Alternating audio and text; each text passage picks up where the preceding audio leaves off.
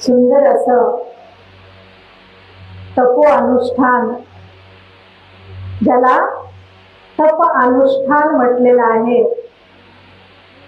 या अनुष्ठानाचा लाभ हा सर्वांनाच मिळत असतो